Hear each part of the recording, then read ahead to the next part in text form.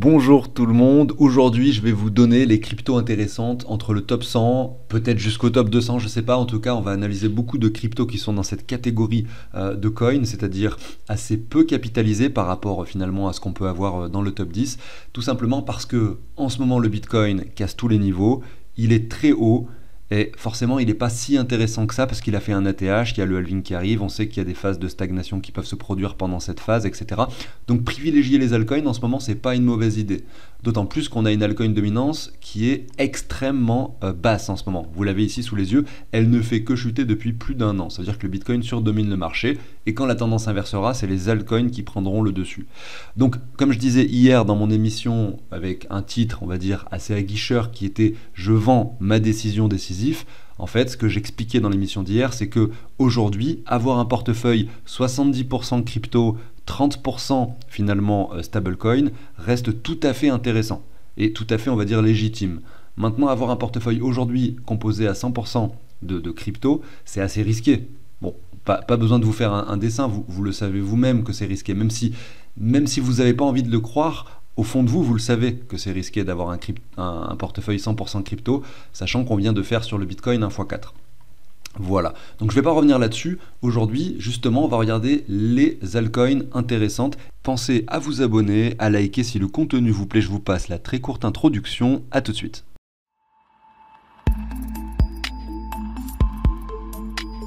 Alors, avant de débuter, j'ai deux petits sujets à voir avec vous. Le premier, c'est que on a décidé, moi et une personne avec qui je me suis associé, une personne qui connaît bien sûr très bien les cryptos et la blockchain, de créer un groupe finalement de discussion, d'une part, sur lequel on va pouvoir communiquer, répondre à certaines questions, peu importe le niveau dans lequel vous vous trouvez, de votre niveau de connaissance sur la blockchain, et bien sûr un groupe également sur lequel il y aura des informations sur les airdrops, des informations sur des cryptos faiblement capitalisés à fort potentiel. Je rappelle tout de même que ce genre de crypto mérite de faibles investissements. C'est pas pour aller investir tout son argent sur un seul projet, évidemment, ou même aller mettre l'ensemble de son capital sur des cryptos risqués à 100%. Vous voyez, ça s'appelle jouer au casino finalement. Donc voilà, on va essayer d'apporter le plus de valeur ajoutée possible sur ce groupe. Ça sera pas quelque chose de gratuit. Le but, c'est d'amener une communauté qui est quand même assez engagée dessus. Ça sera pas un prix excessif. Ça, je vous le dis directement. Ça va être tout à fait accessible. Je vous en dis pas plus. Et s'il vous plaît, dites-moi dans les commentaires si ce genre de groupe vous intéresse ou pas. Ça me permet un peu de me faire une idée aussi de ce que vous en pensez. C'est bien sûr très important pour moi. Et le deuxième sujet, c'est le tableau, l'outil d'investissement que je te partage au quotidien sur cette chaîne. Je reviens dessus en fin d'émission, ça récupère automatiquement et ça actualise le prix des crypto-monnaies chaque heure. C'est vraiment un outil indispensable si tu souhaites vraiment optimiser ton portefeuille et savoir où tu en es finalement en temps réel. Je te reparle de ça en fin d'émission. Alors, entre le top 100 et le top 200, j'en suis sûr quasiment à 100% entre guillemets, si il y a un bull run plus tard, et bien là vous avez des cryptos qui vont faire des x10, x20, x30, x50, même peut-être parmi celles que l'on voit là actuellement sous nos yeux. Maintenant la question c'est lesquelles, et ça bien sûr c'est difficile de répondre. Et l'autre question c'est comment est-ce qu'on peut choisir quelle crypto on va acheter, parce qu'on va peut-être pas toutes les acheter non plus. Et bien je pense que l'analyse graphique c'est une bonne solution. C'est pour ça qu'on va aller regarder quelques graphiques aujourd'hui pour voir un petit peu ce qui s'est déjà passé, essayer d'imaginer ce qui peut se passer plus tard. Alors je vais faire un peu ça dans l'ordre, je ne vais pas toutes les passer, il y a beaucoup trop de cryptos, mais je vais en passer quelques-unes. Je commence par Jasmy. Jasmy, vous l'avez ici en weekly. Vous voyez que c'est une crypto qui a latéralisé pendant un long moment, qui a construit un très joli W, d'ailleurs on doit quand même le noter, le W il est magnifique puisqu'on vient chercher finalement la ZR un peu plus bas même pour ensuite effectuer cette confirmation. Il n'y a pas de retour de neckline par contre, ça monte très fort très vite. Et aujourd'hui, voilà, on est sur les 2 centimes. Donc pour le coup, peut-être que c'est pas le genre de coin qu'on va privilégier. Malgré tout, on va quand même regarder chaque crypto par rapport au Bitcoin. En tout cas, celle que je vais regarder avec vous aujourd'hui parce que c'est ce qui va nous intéresser finalement. Nous, aujourd'hui, on est dans une optique d'investissement parce qu'il y a une altcoin dominance qui est très basse. Ça veut dire par conséquent que ce que l'on va essayer de jouer, c'est la poussée de ces altcoins par rapport au Bitcoin. Par rapport au dollar également, c'est quand vous allez gagner des dollars et des euros que vous allez finalement être content et que vous allez faire une vraie plus-value. Mais ce que je veux dire par là, c'est que si vous avez regardé l'émission d'hier, l'idée c'est d'être à 70-30 sur le portefeuille. Donc si vous avez, alors c'est pas une règle exclusive, hein, si vous avez envie de prendre des risques, vous pouvez être à 100% de crypto, etc., avoir plus de stablecoin si vous voulez être plus safe, etc. Ce que je veux dire, c'est que l'idée, en tout cas dans cette optique de ce que je vous présente aujourd'hui, c'est de se dire qu'on a déjà une partie du portefeuille qui est sécurisée, à savoir 30% en stablecoin. Et avec le reste, eh ben, il y a moyen de prendre quand même assez de risques. Et nous, ce qu'on va essayer de tenter, c'est des cryptos qui ont des beaux graphiques par rapport au Bitcoin, qui peuvent performer par rapport à ce dernier. Par contre, vous n'êtes pas à l'abri qu'un Bitcoin chute et perde 40% et que la crypto en question également perde 60%. Vous voyez, ça voudrait, je vous montre ici, Jasmy par rapport au Bitcoin. Imaginez que le Bitcoin, je dis n'importe quoi, revienne à 40 000 $. Jasmy, lui, il effectue un petit moins 30, moins 40% par rapport au Bitcoin. Bon, on aura toujours un graphique super joli par rapport au Bitcoin. Par contre, vous allez voir un Jasmy qui, à la fois, dégringole de 40% par rapport au Bitcoin, sachant que le Bitcoin aussi perd 40%, ça vous fait un Jasmy à moins 80%. Vous voyez, j'exagère, je sais peut-être pas ça le chiffre, c'est simplement pour vous donner un peu l'image. Voilà, donc par rapport au Bitcoin, on a malgré tout, et malheureusement, un graphique assez haut ici. Donc c'est peut-être pas celle que je privilégierais aujourd'hui. C'était une qu'il fallait peut-être privilégier à l'époque. On avait d'ailleurs un très joli triangle rectangle qui s'est cassé vers le haut, mais par contre, ça n'a pas prévenu. Hein. Vous ne pouvez pas acheter la cassure finalement, puisque ça s'est fait sur une seule bougie, très très explosive. On va continuer, et je vais aller plus vite pour les suivantes. On a HNT. Donc HNT, pareil, énorme latéralisation, joli W qui s'est confirmé, énorme hausse actuellement. On est quand même passé des 1 aux 6 dollars approximativement. On va regarder HNT, donc c'est Helium hein, par rapport au Bitcoin. Vous voyez que là, on a quelque chose d'intéressant quand même. Vous voyez, contrairement en l'occurrence à Jasmy qui n'avait pas tant chuté que ça. Là, pour le coup, si vous avez des Bitcoins, alors je le répète encore, l'idée générale, c'est d'imaginer un portefeuille à 70-30, c'est-à-dire 70% crypto, 30% stablecoin. Et dans les 70% crypto, vous avez peut-être... admettons vous avez 10% de Bitcoin, et ben on essaye avec ces 10% de jouer sur des coins qui sont intéressantes en ce moment. Et voilà, et c'est ça l'idée. C'est là, par exemple, vous pouvez acheter du HNT avec du Bitcoin, avec la part de Bitcoin qui vous reste. Si vous en avez plus, par exemple, de Bitcoin, parce que vous avez déjà tout vendu, soit pour d'autres cryptos, soit pour des dollars, et ben vous avez l'Ether, ou alors vous avez le Binance Coin, sur lesquels vous pouvez effectuer certaines actions. Voilà, parce que l'Ether et le Binance Coin sont très très capitalisés. Donc eux, ils vont peut-être faire x3 pendant que le HNT fera x20, vous voyez. Donc c'est une partie avec laquelle vous prenez beaucoup plus de risques en achetant la partie que vous allez consacrer aux cryptos que je présente aujourd'hui. Vous allez prendre beaucoup de risques. Par contre, les gains peuvent être énormes. Je le répète parce que je sais qu'il y a des fois dans les commentaires, je vois des trucs, c'est pas... Alors, des fois, c'est juste des gens qui connaissent pas trop, etc., et qui sont très sympathiques, mais des fois, on voit que c'est quand même agressif et c'est pas forcément sympathique, donc j'aime bien rappeler un peu les choses. Donc voilà, là, on a un canal, regardez, qui est bien dessiné, et on vient retester, vraiment, c'est magnifique, cette ligne de tendance, et regardez HNT par rapport au Bitcoin, si on prend finalement un Fibo comme ça, on voit qu'on revient dans la ZR, donc on doit l'admettre ici, c'est quand même hyper joli comme graphique pour HNT, donc je valide à 100%. Regardons maintenant IOTA. IOTA, il a énormément de retard. En même temps, c'est une crypto qui existe depuis très longtemps. C'est pas le genre de crypto sur lesquels les gens s'intéressent en ce moment. On voit la latéralisation qui s'était produite ici lors du précédent bear market. La hausse avait été très violente, très rapide. C'est un peu la même configuration qu'on a. D'ailleurs, on peut s'amuser à comparer les choses. Ici, on avait 126 bars. Donc là, je suis en weekly, ce qui veut dire 126 semaines. Je me mets là. On est à 101, voilà. Donc qu'est-ce qu'on va là? Je ne sais pas si on va faire la même chose, mais c'est juste pour vous montrer le rapprochement entre cet espace et cet espace. On est peut-être à 20 semaines, 15 semaines, d'avoir ça qui se suit derrière. Que ce soit sur IOTA ou d'autres cryptos, en soi, c'est bien, je trouve, IOTA, on a la chance d'avoir de l'historique et de pouvoir faire cette comparaison. Donc très joli graphique. Est-ce qu'il vaut le coup en ce moment? Bon, c'est toujours pareil par rapport au dollar. Il est monté, tout monte en ce moment. Mais si on le regarde par rapport au Bitcoin, voyons voir ce que ça donne. IOTA. Voilà. Et malheureusement, il est beaucoup moins joli que HNT. Pourquoi? Parce qu'il dessine des plus bas, toujours plus bas. C'est-à-dire que, quoique, on est peut-être en train, enfin, on va dire, dessiner un bottom. Vous voyez, on a cette ligne qui n'a pas l'air de vouloir céder. Mais ça me semble trop tôt pour imaginer aujourd'hui, pour se dire que ça y est, IOTA repart vers le nord. Mais par contre, si vous faites un achat maintenant, ça sera peut-être le meilleur achat que vous puissiez faire, parce qu'on est peut-être finalement sur le bottom ultime de IOTA par rapport au Bitcoin. Bref, je ne vais pas passer autant de temps sur chaque crypto, sinon ça va être beaucoup trop long. On a maintenant Neo qui a un graphique qui ressemble beaucoup à celui de IOTA. en l'occurrence, regardons-le par rapport au Bitcoin, c'est la même chose. Parce que par rapport au Bitcoin, c'est même pire, hein, en fait, on dessine un nouveau plus bas. Donc à ne pas privilégier.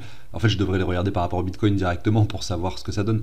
On a ensuite GT, donc Gate Token, le token de la plateforme centralisée Gate.io, qui est en train d'imprimer en fait un nouveau plus haut entre guillemets sur une clôture potentielle, hein, de cette semaine, avec quelque chose d'assez joli, une latéralisation qui s'est opérée probablement dans une ZR, je ne sais pas si c'en est une, attendez, on peut regarder, vérifier ça. Non, c'est pas une ZR, mais vous voyez qu'on était sur un niveau avec un vrai support qui s'est dessiné, une vraie résistance en haut qu'on a cassé par le haut, et on vient s'affranchir de tout ça désormais. Donc très très haussier, Gate.io. J'ai envie de regarder le GT par rapport au Bitcoin.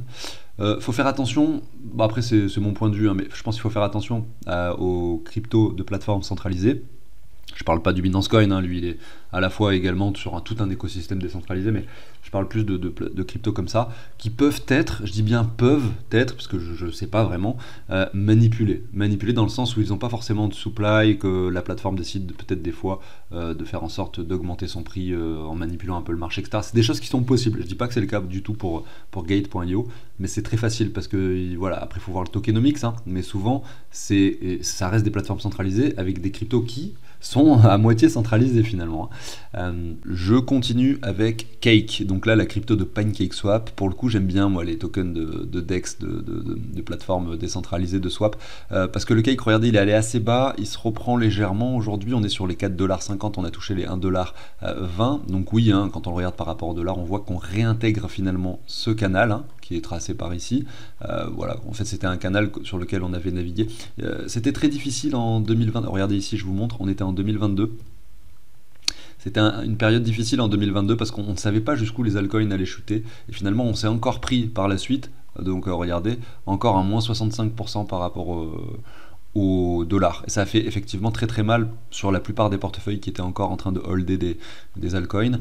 Maintenant on réintègre des zones, on revient sur des niveaux acceptables, et si on regarde le Cake par rapport du coup au Bitcoin, évidemment, hein, le meilleur moment pour acheter des altcoins c'était ici, dans cette phase de temporalité entre juin et septembre 2023, mais croyez-moi c'était très difficile d'investir sur des graphiques qui étaient très très baissiers, évidemment c'est toujours pareil, hein. Donc ouais, je repars sur mon Cake par rapport au Bitcoin, voilà ce que ça donne. Donc vous voyez qu'on a un potentiel W qui se dessine, potentiel je dis bien parce qu'il n'est pas confirmé, vous voyez ici on a le Fibo, on revient en ZR, on vient clôturer dedans, on est en train de construire, on attend la confirmation, la cassure de cette zone, et là c'est bullish. Derrière, si on vient casser cette zone, pour l'instant on ne sait pas, mais voilà, en termes de phase temporelle, de marché, le halving qui approche, le bull run peut-être possible, c'est un moment tout à fait intéressant pour acheter du Cake je pense, encore plus avec du Bitcoin évidemment. Je regarde maintenant DYDX qui latéralise assez proprement depuis mai-juin 2022, regardez, comme ceci, et regardez si on prend, et il est très beau ce graphique, hein, parce qu'on a cette sorte d'arrondi qui se dessine, avec finalement un graphique qui à la fois nous dessinait une petite tendance baissière avec un canal en expansion, et là on sort de ce truc là, et là on dessine le W, on le confirme une fois, je sais pas si vous voyez ce que je veux dire ici, mais vous avez grosso modo, si je zoome, la ZR qui est atteinte, la confirmation avec la cassure du W qui se fait en fait ici, si on prend les clôtures en compte, le retour également sur une deuxième ZR, donc ça c'est vraiment les graphiques qu'on veut voir, hein, dans le sens où on a un premier W qui se forme, qui se casse, un autre W dans le premier finalement qui se forme, qui se casse, et là, dans la zone dans laquelle nous nous trouvons actuellement, c'est quoi? C'est le retest de neckline qui s'est effectué la semaine dernière, et aujourd'hui on est en train de rebondir vers le haut dessus. Donc là c'est un graphique magnifique pour DYDX, je dois l'admettre, hein. Alors si on fait DYDX par rapport au Bitcoin, donc oui, c'est un contexte tout à fait différent de Helium dont je vous parlais tout à l'heure, mais là pour le coup on a quelque chose de très intéressant tout de même. Mais par rapport au Bitcoin, vous voyez qu'on fait un double bottom ici, je regarde ça. Ouais, tant qu'on tient cette ligne, finalement, c'est pas si alarmant, effectivement, mais il faudrait pas venir la casser vers le bas. Je continue avec IOS, donc crypto que je ne connaissais pas, je l'admets, qui intègre le top 300, qui est actuellement classé 120 et quelques IM, je sais pas, et qui fait des performances extraordinaires. Donc évidemment, elle vient d'intégrer le top 100 récemment, c'est pour ce top de 300 récemment, c'est pour ça que j'ignorais son existence. On a un 7500%. x 75, donc du coup pour cette crypto, bon, je vais pas en parler plus que ça, Moi, j'achète pas les choses qui sont verticales comme ça. Hier, dans les commentaires, une personne me dit oui, tu m'avais dit d'acheter, tu m'avais dit d'attendre le TAO à 30 $ pour acheter, et puis derrière, il est monté direct aux 700 $. Vous voyez, là, c'est exactement le même genre de cas de figure. Cette personne était un peu énervée, hein. Mais je sais, en réalité, moi, quand je donne des chiffres, je vous dis ce que moi je fais avec mon portefeuille perso. Je vous dis pas de faire pareil, hein. Là, en l'occurrence, on a quelque chose de très haussier. Donc, si ça décide de chuter maintenant, tant mieux. Moi, j'attends cette zone-là. Si ça monte plus haut, bah tant pis, j'attendrai hein, que ça chute réellement, voilà, pour revenir dans cette zone-là. Et derrière, je n'achèterai pas tant qu'on n'est pas ici. Et si ça monte, admettons, là, dans 3 semaines, on est sur les 10 $, ça fait x10, bah je regrette pas de ne pas avoir acheté, vous voyez. C'est un peu le même principe sur TAO à l'époque. Ça me donne envie de faire un petit parallèle avec TAO d'ailleurs. À quoi ressemble ce graphique de TAO, justement? Parce que ça m'intrigue en fait. Moi, j'en ai pas hein, dans le portefeuille, je vous le dis. J'ai pas eu l'occasion d'en acheter. Hop, on est revenu à 196. Hop. J'essaie de voir hein, la personne qui me dit, qui m'a dit que dans une analyse, j'avais dit que qu'il pouvait revenir à 30 $. Alors, j'essaye de comprendre. Franchement, je vois pas comment c'est possible. J'aimerais bien qu'on me retrouve cette vidéo où j'ai dit ça. Concrètement, on a la première hausse ici. On revient dans la ZR entre les 58 et les 46. 30 $, ça représente quoi? Bref. Là, on était en quoi? En juillet 2023? Ouais, non, c'est impossible que j'ai dit ça, en fait. Désolé. Enfin, peut-être que c'est le cas, hein, si vous retrouvez la vidéo, franchement, je suis prêt à voir ça, mais je pense que c'était plutôt cette zone-là, entre les 170 et les 113. Bon, ça n'a pas été le cas, hein, on n'y est pas retourné, on est monté très fort, donc effectivement, j'ai loupé le train, entre guillemets, parce que j'ai pas eu cette opportunité de rachat dans cette zone de rechargement. Mais clairement, je regrette absolument pas de ne pas avoir acheté cette crypto, puisqu'elle a été très haussière. Moi, j'attends toujours, hein, et je l'attendrai toujours, sauf si on rentre dans une phase de bear market, etc. Mais il y a quelque chose qu'il faut comprendre, c'est que même si on rentre dans une phase de bear market, que moi, j'ai mon portefeuille crypto, je vais me dire à un moment, vas-y, je passe à 90% stablecoin, 10% crypto. Mais avec les 10% crypto que j'ai, je vais continuer à acheter, à m'amuser, à swap entre les cryptos, etc. Et si à ce moment-là, on a TAO qui revient dans une zone pertinente, même si c'est pas forcément la phase temporelle la plus intéressante, je peux l'acheter à ce moment-là, vous voyez. Je sais pas si vous comprenez ce que je veux dire. Maintenant, si dans 2 mois... TAO revient sur des zones tout à fait pertinentes, c'est-à-dire une ZR entre maintenant les 300 et les 187 $, ça sera le moment où j'achèterai. Voilà, tout simplement. Je continue, il m'en reste 4 cryptos à faire. Je suis sûr, j'en suis certain même, hein, que même la dernière, elle est plus qu'intéressante. Donc n'hésitez pas à rester jusqu'à la fin. Vous avez pour commencer Rose. Rose par rapport au dollar, 15 centimes, le point bas 4 centimes. Grosse performance tout de même, avec... Est-ce qu'il y a des... Ouais, il y a un joli W avec un presque double bottom ici qui s'est dessiné, la confirmation. Et finalement la hausse qui ne s'arrête pas en ce moment par rapport au dollar. On va regarder Rose par rapport au Bitcoin, voir ce que ça donne. Vous voyez, par rapport au Bitcoin, c'est moins joli parce qu'on fait des plus bas. Maintenant, il y a la reprise qui s'opère. On n'a pas encore les confirmations, les W, etc. On a même regardé encore cette ligne de tendance qui est dessinée, sur laquelle on aimerait bien voir s'affranchir le prix de Rose. Maintenant, acheter tout de suite du Rose, c'est très pertinent, parce que si jamais derrière, il se trouve qu'en fait ce triangle casse vers le haut, ça sera intéressant. Et je le rappelle, par rapport à la phase temporelle actuelle, ça vaut le coup de jouer ce genre de move. Je continue avec le Clay. Clay, j'ai vu le graphique qu'il a par rapport au dollar, j'ai peur de voir quelque chose de vraiment baissier par rapport au Bitcoin. Ouais, c'est le cas. C'est le cas, c'est le cas. Alors, ça ressemble un peu à IOTA, sauf qu'au lieu d'avoir un double bottom, on a un triple ici, un triple bottom qui se dessine, on est sur le point bas. Donc oui, pourquoi pas, ça peut être intéressant, mais c'est un gros risque, voilà, parce qu'on n'a pas de... On n'a pas de W, on n'a pas de confirmation, on a quelque chose qui baisse sur le long terme, sur le moyen terme, sur le court terme qui stagne, on va dire, mais voilà, pas incroyable non plus. Illuvium, alors là, très joli graphique. Je finis avec 2 cryptos qui sont magnifiques, je pense. Je pense parce que, en fait, je ne les ai pas analysés avant, on va regarder quand même ensemble. Voilà pour Illuvium, vous avez quelque chose qui se dessine à peu près comme ça. Donc très joli graphique, un W qui est cassé, le retour en dessous de la neckline.